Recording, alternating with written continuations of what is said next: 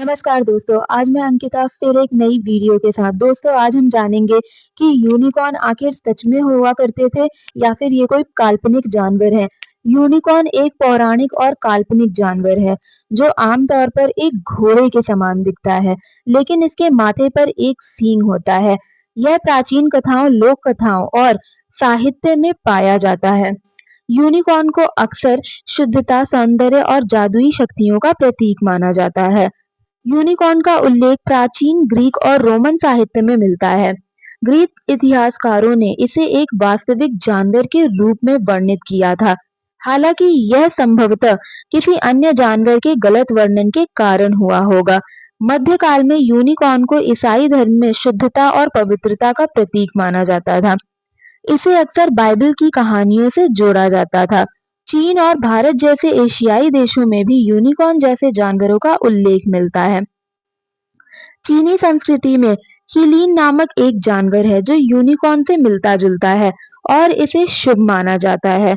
Unicorn एक काल्पनिक जानवर है और इसके अस्तित्व का कोई वैज्ञानिक प्रमाण नहीं है।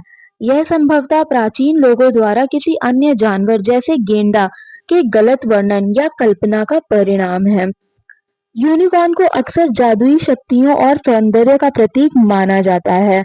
यह कई कहानियों, कविताओं और कलाकृतियों में प्रमुखता से दिखाई देता है।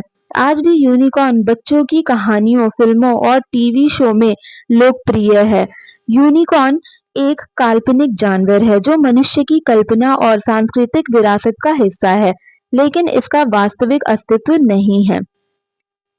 मोहनजोदाड़ो और हड़प्पा सभ्यता लगभग 2600 से 1900 ईसा पूर्व के अवशेषों में कुछ मुहरें मिली हैं जिन पर एक ऐसे जानवर का चित्रण है जिसे यूनिकॉर्न कहा जाता है। हालांकि यह यूनिकॉर्न आधुनिक कल्पना के यूनिकॉर्न से अलग है। इन मुहरों पर दिखाया गया जानवर एक बैल जैसा दिखता है, लेकिन इसके माथे पर एक सींग है। यह सींग शायद कलात्मक प्रतिनिधित्व का हिस्सा है या फिर किसी विशेष प्रतीकात्मक अर्थ को दर्शाता है। मुहरों पर चित्रण मोहनजोदाड़ो और हड़प्पा सभ्यता की कई मुहरों पर यह यूनिकॉर्न जानवर दिखाया गया है। यह जानवर आमतौर पर एक बैल जैसा दिखता है, लेकिन इसके माथे पर एक सींग है। यह सींग शायद कलात्मक अभिव्यक्ति का हिस्सा है या फिर किसी धार्मिक या प्रतीकात्मक अर्थ को दर्शाता है। इतिहासकारों और पुरातत्वविदों का मानना है कि यह यूनिकॉर्न जानवर हड़प्पा सभ्यता के लोगों के लिए एक महत्वपूर्ण प्रतीक रहा होगा। यह संभवतः किसी देवता, शक्ति या प्राकृतिक तत्व का प्रतिनिधित्व करता हो। हड़प्पा सभ्यता के लोगों की धार्मिक मान्यताओं और प्रथाओं के बारे में ज्यादा जानकारी नहीं है, लेकिन यह मुहरें संकेत देती हैं कि यह जानवर उनके लिए महत्वपूर्ण रहा होगा। यह संभवतः किसी पवित्र जानवर या देवता का प्रतीक था। यह यूनिकॉर्न जानवर वास्तविक नहीं था, बल्कि यह हड़प्पा सभ्यता के कलाकारों की कल्पना का हिस्सा था। यह संभवतः किसी वास्तविक जानवर जैसे बैल या गेंडा का कलात्मक प्रतिनिधित्व है।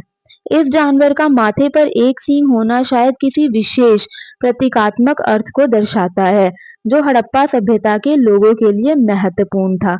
मोहनजोदाड़ो की मुहरों पर दिखाया गया यूनिकॉर्न एक कलात्मक और प्रतीकात्मक जानवर है, जो हड़प्पा सभ्यता के लोगों के लिए महत्वपूर्ण रहा होगा।